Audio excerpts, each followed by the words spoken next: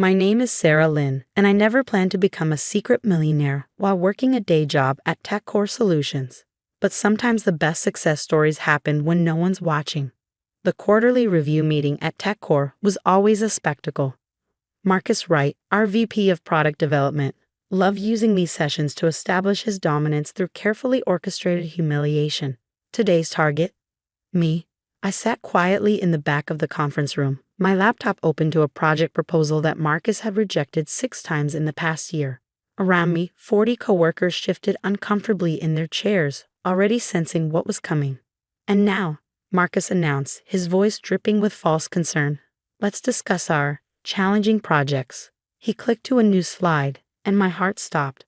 There on the screen was my proposal for an AI-driven personal finance platform. Sarah Lynn here, he gestured toward me with an exaggerated flourish, has spent countless hours developing what she calls revolutionary financial technology. Would you like to explain to everyone why this project has failed to meet even basic viability standards? I felt every eye in the room turn to me. 3 years ago, this kind of public shaming would have made me crumble. But that was before my late-night coding sessions turned into something bigger than anyone at TechCore could imagine.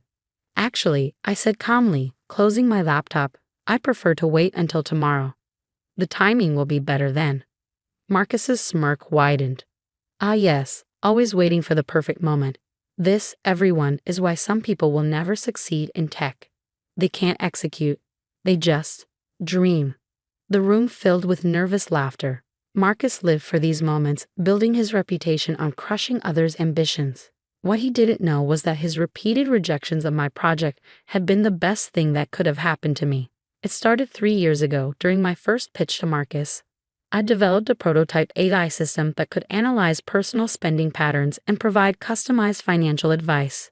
The technology was solid. I'd spent 2 years perfecting the algorithms during my MIT graduate studies. This is amateur work, Marcus had declared, barely glancing at the documentation. Financial technology requires experience you clearly don't have. Stick to basic coding tasks.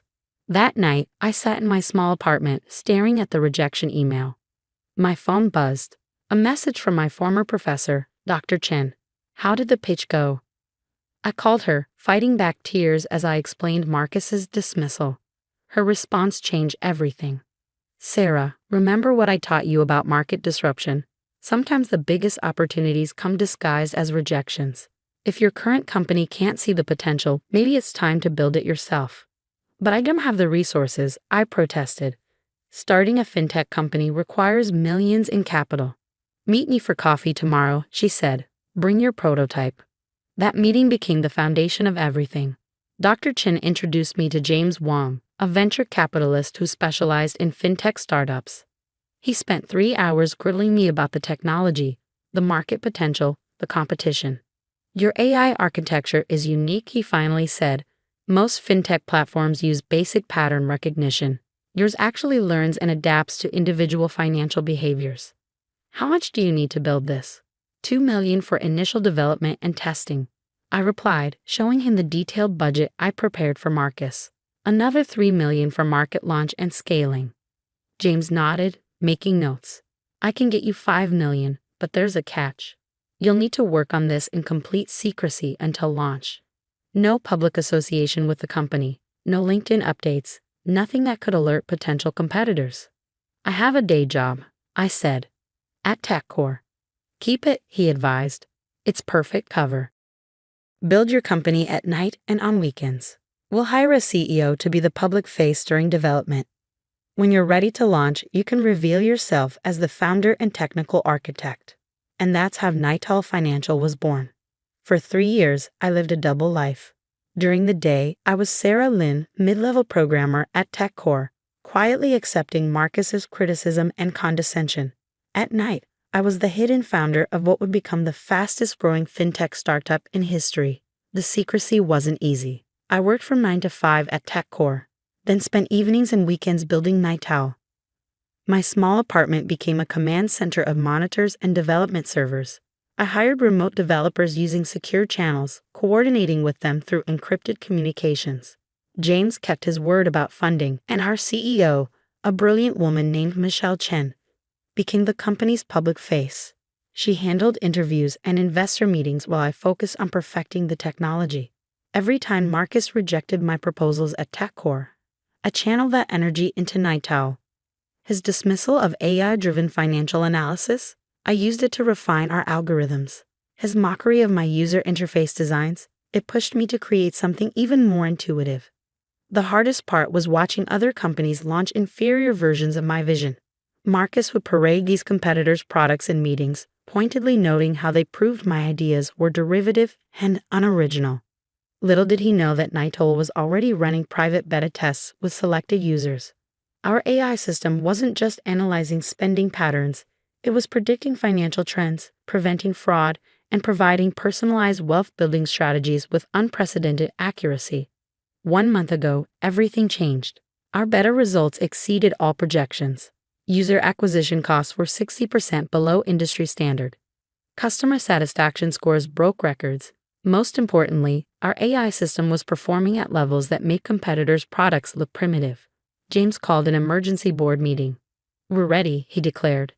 "Time to show the world who really built Nightowl." Michelle agreed. The Forbes interview is scheduled for next week. They want to do a cover story on the hidden genius behind the year's most anticipated tech launch.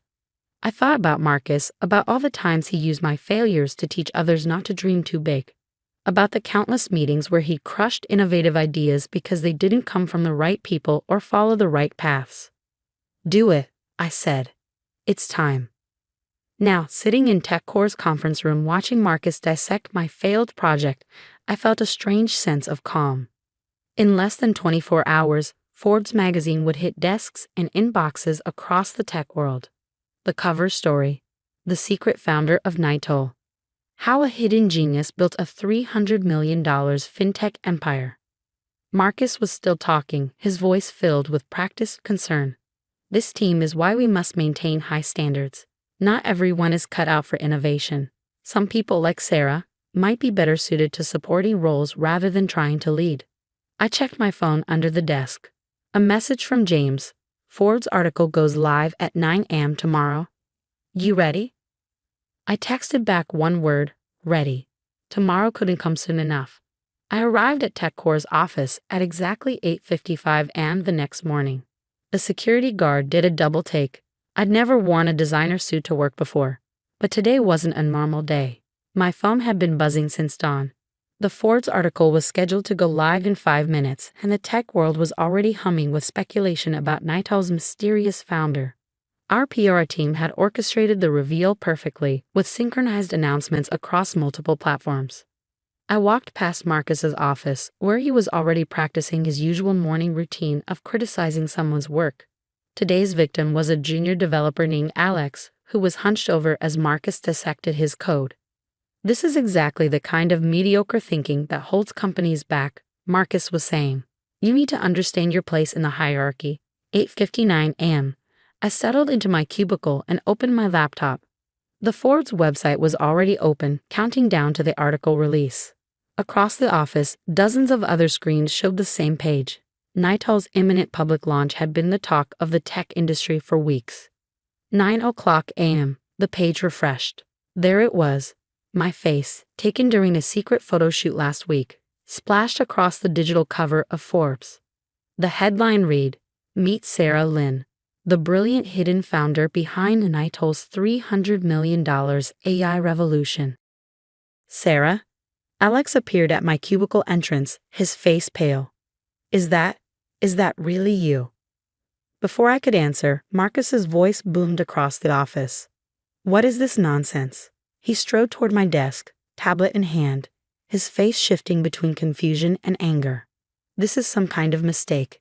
Some kind of prank." I stood slowly, smoothing my suit jacket. "No mistake, Marcus.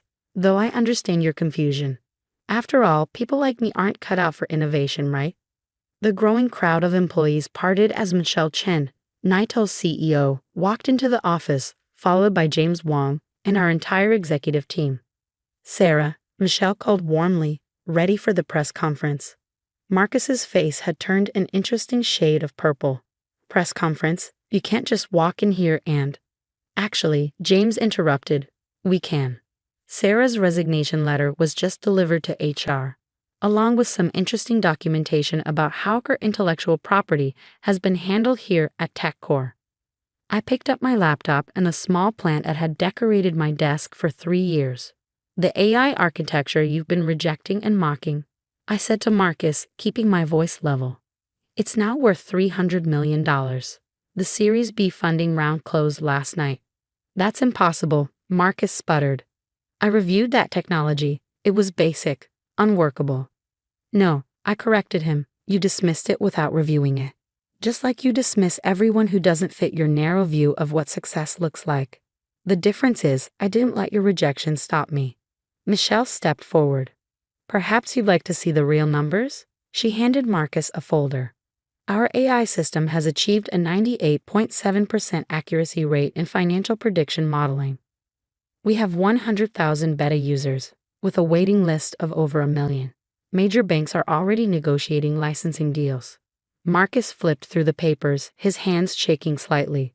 But you work here. You're just a what? I asked quietly. Just a junior programmer. Just a woman in tech who should know her place. While you were busy teaching everyone what failure looks like, I was building something revolutionary. The office had gone completely silent. Every eye was on Marcus as 3 years of his carefully constructed authority crumbled. Your project proposals, he managed finally. They were deliberately flawed. You submitted weak versions to avoid suspicion. I smiled. Now you're getting it. Every rejection just gave me more time to perfect the real system. Away from TechCore's claims on intellectual property. Away from your mentorship. James cleared his throat. Speaking of intellectual property, our lawyers would like to discuss your company's pattern of handling employee innovations. We have documentation of several other instances where viable projects were dismissed, only to mysteriously resurface later under different names. Marcus's face went from purple to white. Sarah, Michelle called from the door. The Wall Street Journal is waiting. Shall we? I turned to my now former colleagues. For everyone who's had their ideas dismissed, their innovations mocked, their potential denied, remember this moment. Success doesn't always look like what others tell you it should. As I walked toward the door, Alex stepped forward. Sarah, that financial tracking system I've been working on in my spare time, would Naito be interested in taking a look? Send it over, I smiled. We believe in evaluating ideas on their actual merit. The next few hours were a blur of interviews, photographs, and congratulations. Naito's stock price soared as the market responded to the revelation of its founder's identity. Tech blogs exploded with analyses of how a stealth founder had built a financial AI empire right under the industry's nose. But the most satisfying moment came that evening when I returned to my apartment and found an email from Dr. Chen, my former professor. Sarah, I just watched your press conference. You didn't just prove them wrong, you showed everyone a better way to be right. Your success isn't just about the technology, it's about proving that innovation can come from anywhere, if we just have the courage to persist. Proud of you. Dr. C. 1 week later, Naito moved into its new headquarters, ironically in the building right across from TechCore. I had insisted on floor-to-ceiling windows in my office, with a clear view of my old workplace. Not out of spite, but as a reminder. On my desk, I kept a frame containing Marcus's last rejection email of my project. Next to it sat the Forbes magazine cover. Between them stood a small plaque with words I'd had engraved after our launch. Success isn't about proving others wrong. It's about proving yourself right. The aftermath was more significant than even I had anticipated. Marcus resigned from TechCore 3 months later, after an internal investigation into his handling of employee innovations. Several former colleagues joined Naito, bringing fresh ideas that had been suppressed under his leadership. But more importantly, our success sparked a change in the tech industry's culture. Other hidden founders began emerging, sharing stories of building their dreams while working day jobs. Naito established an innovation fund specifically for overlooked entrepreneurs, focusing on those who had been told they didn't fit the profile of success. Last month, I was invited back to TechCore, this time as a keynote speaker for their new innovation initiative. Standing at the podium where Marcus once held his quarterly review meetings, I shared the real lesson of my journey. Innovation doesn't care about titles or authority. It doesn't follow org charts or hierarchies. Real innovation often happens in the shadows, driven by people who refuse to accept artificial limitations. Success isn't given, it's built one rejected proposal at a time. Yesterday, a young programmer stopped me after a conference presentation. She asked if I regretted not revealing Nighthall's success sooner, if all those years of hiding my achievements were worth it. I thought about the look on Marcus's face when he saw that Forbes cover, about the message my story had sent to every overlooked innovator, about the changes it had sparked in corporate culture. Sometimes, I told her, the best revenge isn't proving others wrong. It's proving that their entire way of judging success was wrong. That takes time, patience, and the courage to work in silence until the right moment. Nighthall continues to grow, now valued at over $1 billion. But our most valuable asset isn't our AI technology or our market share. It's the culture we've built, one where ideas are judged on merit, not source, and where innovation can come from anywhere. As for Marcus, I heard he's writing a book about recognizing hidden talent in organizations. I call that ironic, but sometimes the best lessons come from our biggest mistakes. The plant from my old cubicle now sits in Nighthall's lobby, next to a wall of patents and awards. It's a reminder that growth happens even when no one's watching, and sometimes that's exactly when it happens best.